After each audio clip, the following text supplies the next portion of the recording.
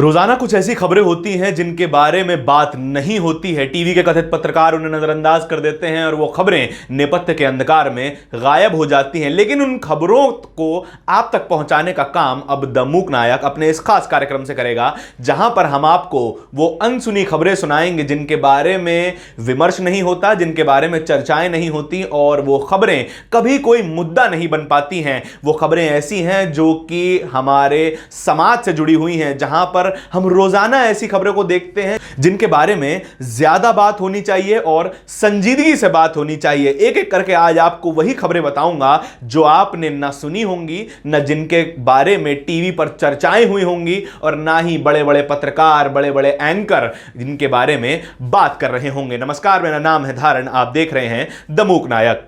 आज की पहली खबर गुजरात से है, गुजरात के बनासकांठा से है, जहां पर एक युवक पर सिर्फ इस बात पर हमला कर दिया कि उसने अच्छे कपड़े पहने हुए थे, सनग्लासेस लगाए हुए थे और उसको बड़ी बेरहमी से पीटा गया। ना सिर्फ उसको पीटा गया जबकि उनकी मां के ऊपर भी हमला हुआ, उनके कपड़े तक फाड़ दिए गए। और उस सब का कारण क्या था? उस सब का कारण केवल एक था। जो इस देश की सबसे बड़ी बीमारी है वो है जाति व्यवस्था, और जाति के कारण ही उस व्यक्ति के ऊपर हमला हुआ था। और उनसे कहा गया, जो ऑफिशियल रिकॉर्ड पर है, उससे कहा गया कि बहुत उड़ रहे हो, इस तरीके के कपड़े पहन रहे हो, सनग्लास लगा रहे हो, खुद को क्या समझने लगे हो। ऐसा हमलावरों ने विक्टिम को कहा और उनको बेरहमी से पीटा। और उसके बाद जब उनकी मां उनको बचाने के लिए आई, विक्टिम की मां बचाने के लिए आई, तो उनके ऊपर भी हमला किया गया। पुलिस ने इस मामले में 7 लोगों के ऊपर एफआईआर दर्ज कर ली है। SC ST एक्ट के तहत भी मुकदमा लिख लिया गया है, लेकिन उन लोगों की गिरफ्तारी अभी तक नहीं हुई है। मामले को लगभग 5 दिन बीत चुके हैं और आज तक उन 7 में से एक की भी गिरफ्तारी नहीं हुई है।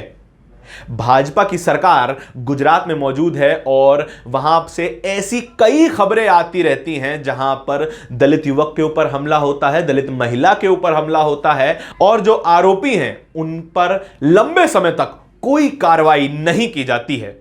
अगली खबर उत्तर प्रदेश, योगी बाबा के उत्तर प्रदेश है, जहां पर कहा जाता है कि गुंडा राज खत्म हो चुका है, अब कोई अपराध नहीं होता है, ऐसे दावे किए जाते हैं। लेकिन ऐसी खबरें रोज आती हैं जो इंसानियत को शर्मसार करती हैं, प्रशासन के गाल पर करारा तमाचा मारती हैं, लेकिन निर्णय कुछ नहीं निकलता है, नतीजा हमारे हाथ में कुछ नहीं आता है। बीती 30 मई को एक लड़की के साथ बलात्कार होता है। जब पिता घर पहुंचते हैं, बिटिया अपनी बात सब कुछ पिता को बताती है। पिता उनको लेकर अगले दिन पुलिस स्टेशन पहुंचते हैं और पुलिस स्टेशन में अमूमन क्या होना चाहिए, उनकी बात सुनी जानी चाहिए थी, एफआईआर दर्ज की जानी चाहिए थी, लेकिन उनको धमकाया जाता है। कहा जाता है कि समझौता कर लीजिए और मामले को रफा दफा कर लीजिए। और यह बात भी कही जाती है कि ज्यादा मामले को तूल मत दीजिए, आप ही को परेशानी होगी। और जो आरोपी है खुलेआम गांव में घूमता है, पूरे गांव को यह कहता है कि हम तो 50,000 देना चाहते हैं, मामले को रफा दफा करना चाहते हैं,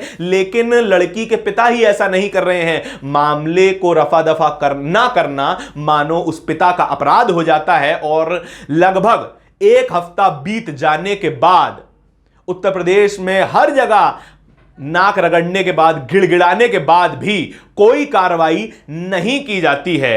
अंत में होता क्या है? अंत में आकर एक गरीब आदमी उम्मीद हारकर आत्महत्या कर लेता है, खुद को फांसी लगा लेता है, क्योंकि उसकी बेटी को न्याय ये प्रशासन, ये शासन नहीं दे पाता है। और उत्तर प्रदेश की सरकार लंबे लंबे भाषण देते हैं और कहते हैं कि उत्तर प्रदेश से ज्यादा बेहतर कानून व्यवस्था और कहीं नहीं बची है। और वही कानून एक पिता की मृत्यु का कारण बन जाता है और इस पूरे प्रशासन को शर्म तक नहीं आती है। लेकिन इस पूरी घटना के हो जाने के बाद जाकर एफआईआर लिखी जाती है और तब कहीं जाकर उन सभी अपराधियों को गिरफ्तार किया जाता है। हालांकि एक आरोपी उसमें से अभी तक लापता है, जिसको पकड़ा नहीं जा सका है। लेकिन जितने ये 3 आरोपी इस पूरे मामले में दोषी हैं, उससे कहीं ज्यादा उत्तर प्रदेश का पुलिस प्रशासन दोषी है कि उनकी एफआईआर तुरंत क्यों नहीं लिखी गई।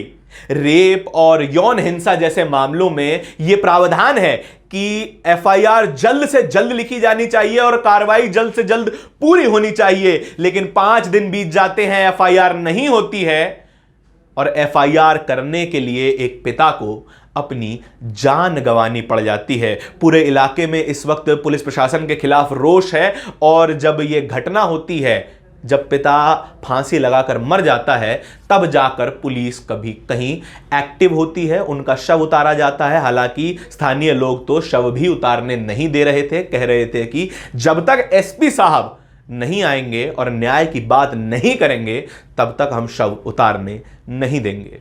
ऐसी स्थिति उत्तर प्रदेश में मौजूद है, लेकिन योगी आदित्यनाथ की सरकार अपने सरकार के घमंड में चूर बैठी है और उनके कानों तक ये खबरें नहीं पहुंच पाती हैं। आज के दिन की तीसरी खबर दिल्ली से है। जवाहरलाल नेहरू विश्वविद्यालय यूनिवर्सिटी है।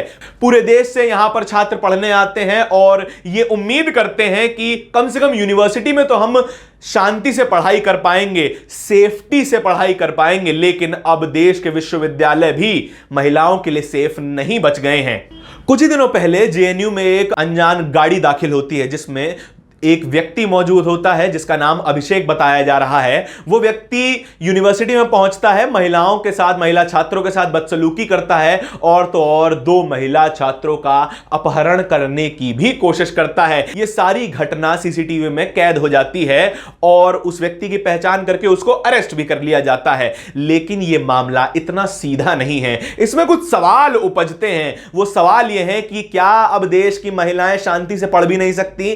क्या अब वे सरकारी संस्थानों में, सरकारी शैक्षणिक संस्थानों में भी सेफ नहीं है? दूर दूर से मां बाप अपनी बेटियों को दिल्ली पढ़ने के लिए भेजते हैं और वो इस उम्मीद में होते हैं कि प्रशासन हमारी बेटियों का ख्याल रखेगा, उनको कम से कम बेसिक सेफ्टी प्रोवाइड करेगा। लेकिन ऐसा नहीं हो रहा है। इस घटना के बाद जाकर जेएनयू प्रशासन एक फैसला लेता है, कहता है कि रात 10 बजे से लेकर सुबह 6 बजे के बीच में कोई भी अनजान गाड़ी जो कि जेएनयू प्रशासन की जानकारी में रेगुलरली नहीं आती जाती रहती है, उस गाड़ी का प्रवेश अब निषेध कर दिया जाएगा। अब कोई भी अनजान गाड़ी 10 बजे से 6 बजे के बीच में जेएनयू के कैंपस में दाखिल नहीं हो सकती है।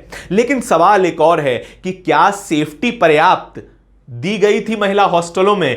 क्या सेफ्टी जो गार्ड थे, सिक्योरिटी गार्ड थे, क्या वो मौके पर मौजूद थे? और अगर मौके पर मौजूद थे तो फिर यह घटना आखिर हो कैसे गई?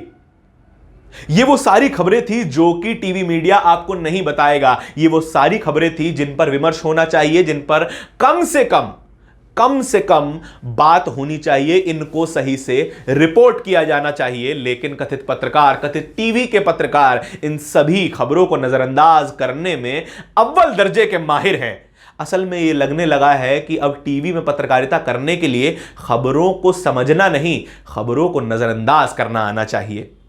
आपके इस पूरी वीडियो के बारे में, इन तीनों ही खबरों के बारे में क्या विचार हैं, ये कमेंट सेक्शन में बताइएगा जरूर। और ये भी बताइएगा कि इन सभी खबरों से जुड़े हुए आपके क्या क्या सवाल हैं। वीडियो पसंद आया हो, वीडियो को लाइक कीजिएगा, वीडियो को शेयर कीजिएगा और द मूक नायक को सब्सक्राइब जरूर कर लीजिएगा।